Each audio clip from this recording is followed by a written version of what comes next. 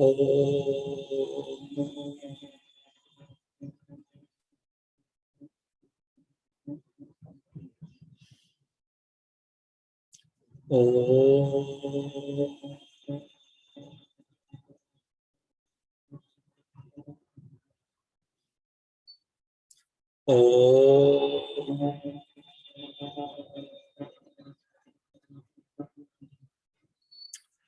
ओम सच्चिदानंद रूपाय विश्वोत्पत्त्यादिहेतवे तापत्रय विनाशाय श्रीकृष्णाय वयं नुमः।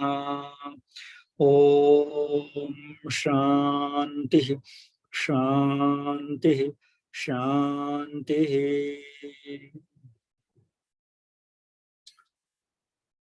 हम सब आज परम पवित्र सन्मार्ग को दिखाने वाली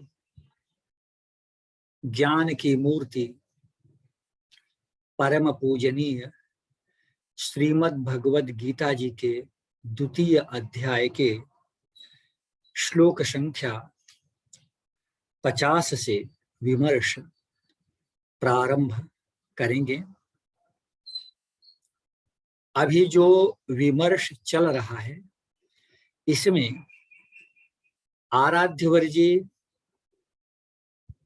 परब्रह्म परमात्मा भगवान कृष्ण जी वीर अर्जुन को निष्काम कर्मयोग के विषय में उपदेश कर रहे हैं। आराध्यवर्जी बता रहे हैं,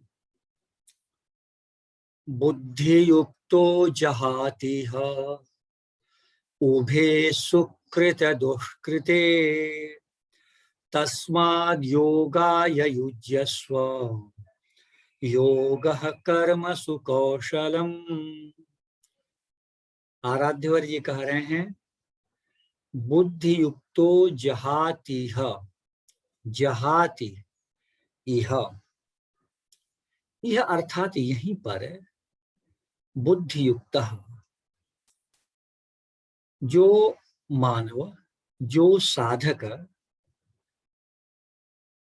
समत्व बुद्धि योग से जुड़ गए हैं, जो व्यक्ति समत्व बुद्धि योग से युक्त होकर के अपने कर्मों का पालन करते हैं, अपने कर्तव्यों का निर्वाह करते हैं, वे बुद्धियुक्तो जहाति पूर्ण रूप से छोड़ देते हैं। जहाति का अर्थ होता है छोड़ देते हैं, त्याग कर देते हैं। क्या छोड़ देते हैं? उभे सुकृत दुष्कृते। यहाँ दो शब्द है, सुकृत दुष्कृते। सुकृत का अर्थ होता है शुभ कर्म, दुष्कृत का अर्थ होता है अशुभ कर्म। तो सुकृत दुष्कृते का अर्थ हुआ, शब्द से अर्थ हुआ कि शुभ कर्म और अशुभ कर्म को छोड़ देते हैं। लेकिन कर्म को छोड़ देते हैं यह भाव नहीं है। यहाँ इसका लाक्षणिक अर्थ होगा, लक्षणा शक्ति से अर्थ होगा कि शुभ कर्म द्वारा प्राप्त होने वाले पुण्य को भी और दुष्कृत अशुभ कर्म द्वारा प्राप्त होने वाले पाप, इन दोनों को ही जहाति अर्थात छोड़ देते हैं। कौन छोड़ देते हैं?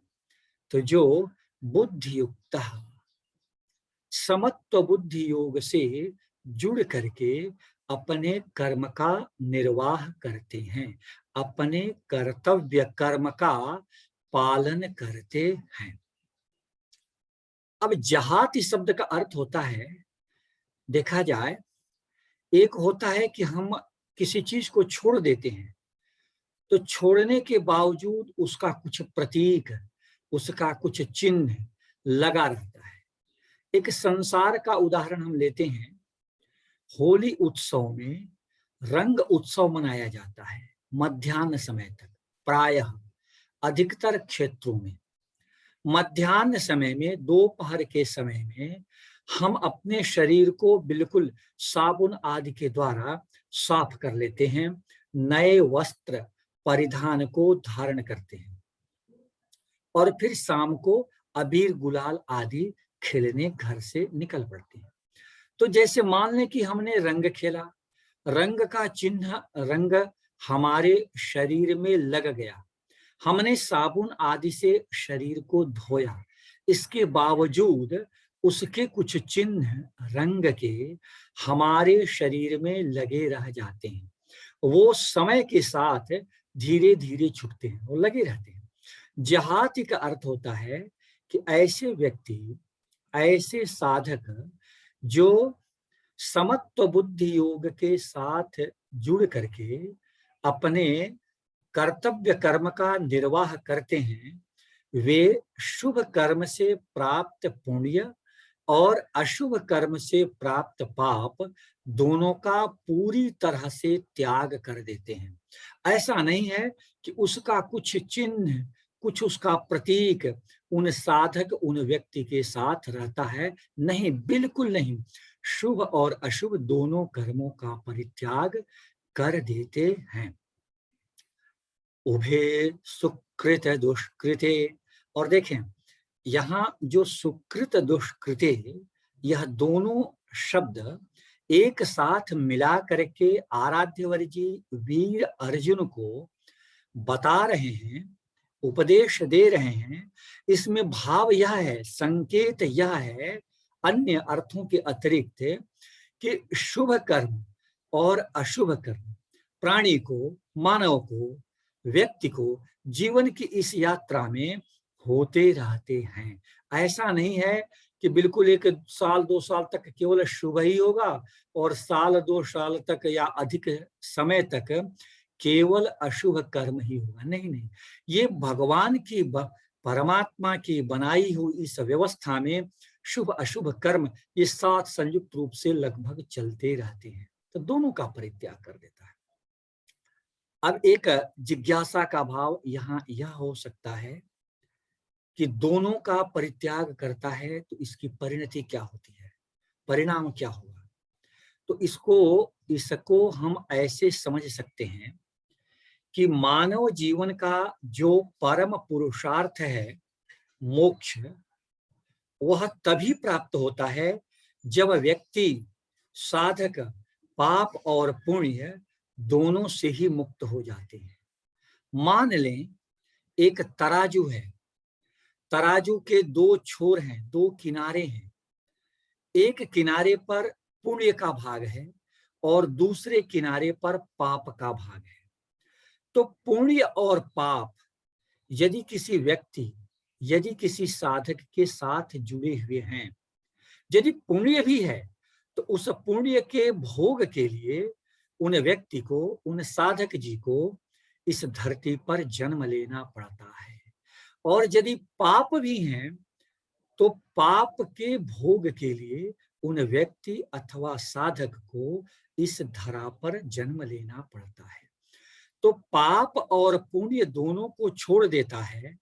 इसका भाव है कि वह जब न पाप रहेगा और न पुण्य रहेगा तो वह जीव तत्व, वह आत्म तत्व स्वयं परब्रह्म परमात्मा भगवान कृष्ण जी के दिव्य परम चैतन्यमय स्वरूप को प्राप्त हो जाएगा। यही इसका भाव है।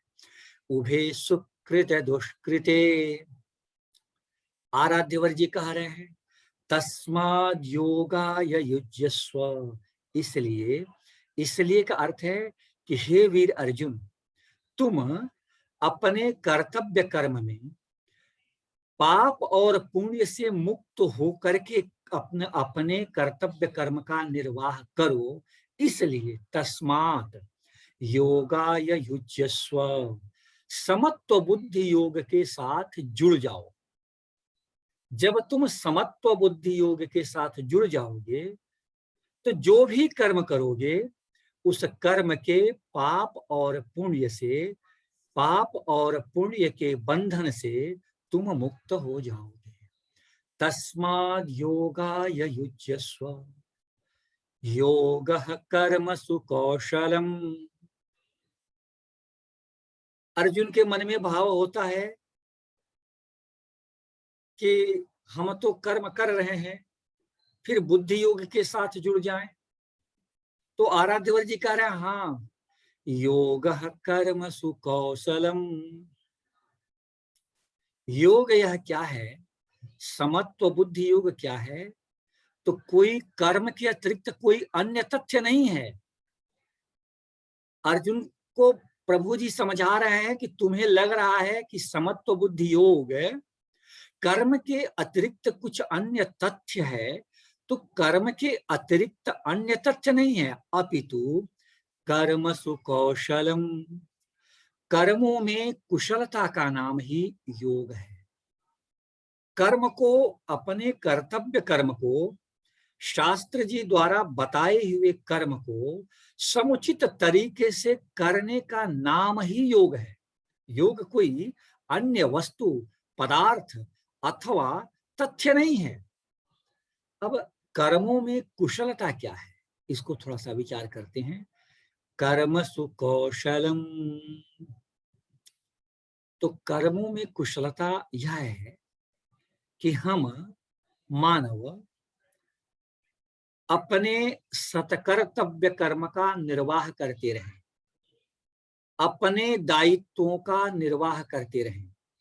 शास्त्र जी द्वारा अपने पूर्व के पूजनीय ऋषिगण जी, महर्षिगण जी द्वारा बताए हुए कर्म को करते रहें, लेकिन वे कर्म हमारे बंधन का कारण न बने। यही है कर्मों में कुशलता।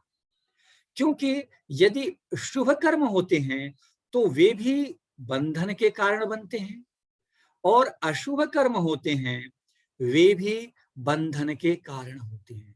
तो आराध्यवर जी कह रहे हैं वीर अर्जुन को, प्रभु और भगवान श्री कृष्ण जी, कि अर्जुन यही है कि तू अपने कर्म को भी करो और वे कर्म तुम्हारे लिए बंधन के कारण नहीं होंगे। यही तो कर्मों की कुशलता है। योगः कर्मसु कौशलम। आगे आराध्यवर जी कह रहे हैं, कर्मजं बुद्धि युक्ता ही फलं त्यक्त्वा मनीषिणः जन्म बंध विनिर्मुक्ता पदम गच्छन्त्यनामयम्। आराध्यवर जी कह रहे हैं कि हे वीर अर्जुन, कर्मजं बुद्धि युक्ता ही फलं त्यक्त्वा मनीषिणः। बुद्धि युक्ता मनीषिणः विशेषण हो जाता है, विशेषण हो जाएगा मनीषिणः। मनीषिणः का अर्थ हो जाएगा मनन करने वाले, मनीषिणः का अर्थ हो जाएगा विचार करने वाले। देखिए यह इसका एक संकेत है। आराध्यवर जी कह रहे हैं एक प्रकार से कि वीर अर्जुन, किसी भी कार्य को करने के पहले हमें विचार करना चाहिए, हमें सोचना चाहिए, हमें चिंतन करना चाहिए उसके परिणामों पर, उसके कर्म की विधि पर। इस कार्य को हम कैसे कर सकते हैं, इस कार्य को किस प्रकार से करें कि यह कार्य इस संसार में और जीवन इस आत्म तत्व जीवात्मा की अनंत अनंत की यात्रा में हमारे लिए बंधन का कारण न बन सके। मनीषिण, मनन करने वाले, विचारशील, विवेकी लोग। आराध्यवर जी कह रहे हैं बुद्धि युक्ता मनीषिण, समत्व बुद्धि से जुड़े हुए विचारशील विवेकी लोग क्या करते हैं, कर्मजम कर्मजम फलम त्यक्त्वा, कर्मजम बुद्धि युक्ता ही फलम, कर्म से उत्पन्न फल को त्याग करके। अब यह भी विचार का विषय है। हम जो भी कर्म करते हैं उसका फल तो होगा। विगत चर्चा में हम लोगों ने विचार किया कि साक्षी परब्रह्म परमात्मा भगवान कृष्ण जी कर्म के समाप्त होने के बावजूद उस व्यक्ति के द्वारा किए हुए कर्म को इस जन्म में, अगले जन्म में उसका फल प्रतिफल प्राप्त कराते हैं। तो आराध्यवर जी वीर अर्जुन को कह रहे हैं, कर्मजम फलम त्यक्त्वा। जो विचारशील विवेकी लोग हैं, जिन्होंने कर्म को करने के लिए स्वयं को, अपने को समत्व बुद्धि योग के साथ जोड़ लिया है, समत्व बुद्धि योग पूर्वक अपने कर्तव्य का पालन कर रहे हैं, वे कर्मजम फलम त्यक्त्वा, उस कर्म से उत्पन्न फल को त्याग करके। अब एक बहुत बड़ी बात है कि भाई हमने कर्म किया और कर्म से उन्हीं परमात्मा ने, परब्रह्म परमात्मा भगवान कृष्ण जी ने जो मेरे कर्मों के अनुसार मुझे फल दिया, उसको हम छोड़ दें तो छोड़ दें? ये तो बड़ी थोड़ी विचार का विषय हो जा रहा है। मान लें एक समत्व बुद्धि योग के साथ कृषि कर्म करने वाले आदरणीय किसान बंधु हैं। उन्होंने गेहूं धान आदि का रोपण किया, उसको पूरी प्रक्रिया के बाद घर में ले आए, या घर में लाने के पहले यह जो प्रभु जी का उपदेश है कि कर्म से उत्पन्न फल को त्याग करके, तो फिर वो घर में लाएंगे नहीं तो जीवन का निर्वाह कैसे होगा? अपने अन्य उनके परिवार के सदस्य, स्वयं का, सगे संबंधी, धर्म आदि, ये जितने दायित्व हैं, इनका निर्वाह कैसे होगा?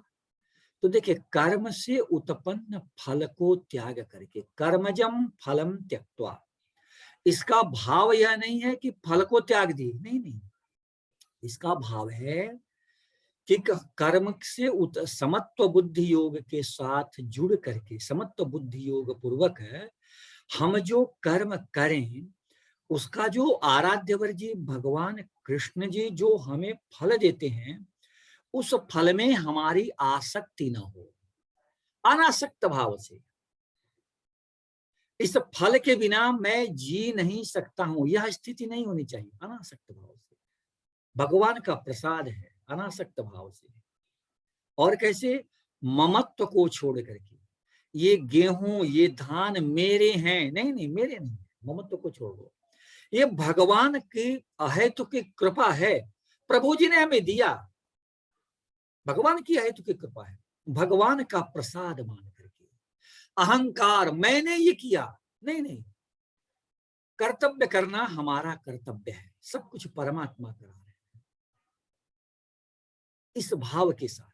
अर्थात जो फल प्राप्त हुआ हमारे शुभ अशुभ समत्व बुद्धि योग पूर्वक हमने जो कर्तव्य कर्म किए, उसके परिणाम स्वरूप विश्व नियंता आराध्यवर प्रभुवर भगवान कृष्ण जी ने जो फल हमें दिया, उस फल में हमारी ममता न हो, उस फल में हमारी आसक्ति न हो, उस फल में हमारा अहंकार का भाव न हो।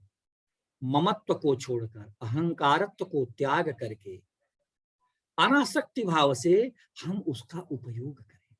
हम यह सोचें कि ये सब कुछ भगवान की कृपा है, अहेतु की कृपा है। प्रभुवर जी ने हमारे मन में स्वयं को विचार के रूप में प्रकट किया, हमें प्रेरणा दी, हमें संसाधन दिया, या संसाधनों के रूप में स्वयं प्रकट हुए। और इस जो उन्होंने उनकी अहेतु की कृपा से हमें यह शरीर मिला, इस शरीर के निर्वाह के लिए आप महान प्रभुवर जी ने ये अपनी अहेतु की कृपा हम पर दी है, बरसाई है।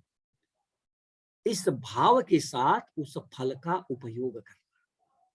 यदि हमारी इंद्रियों के अनुकूल हमारे शुभ कर्म के पुण्य के परिणाम स्वरूप फल मिले, तो यह हरि कृपा, परब्रह्म परमात्मा भगवान कृष्ण जी की अहेतु की परम कृपा। और यदि हमारे जाने अनजाने में किए हुए अशुभ कर्म के परिणाम स्वरूप, पाप के परिणाम स्वरूप, यदि हमारी इंद्रियों मन आदि को प्रिय नहीं लगने वाले फल मिले, तो उसे हरि इच्छा, परमात्मा भगवान कृष्ण जी सर्वव्यापक हैं, कण कण में रहने वाले हैं, सदैव रहने वाले हैं, उनकी इच्छा है। उनको शायद संभवतः इस मेरे इंद्रियों के प्रतिकूल लगने वाले फल को पाने के बावजूद आराध्यवर जी को मेरा इसमें हित दिख रहा है, इसलिए उन्होंने मुझे ऐसा दिया। हर इच्छा मान करके समभाव में जीवन को जीना, यह है त्याग का अर्थ। कर्मजं बुद्धि युक्ता ही फलम त्यक्त्वा मनीषिणः, मनन करके, विचार करके, विवेक बुद्धि से उसमें उन फल में आसक्ति, ममता, अहंकार आदि को छोड़ करके,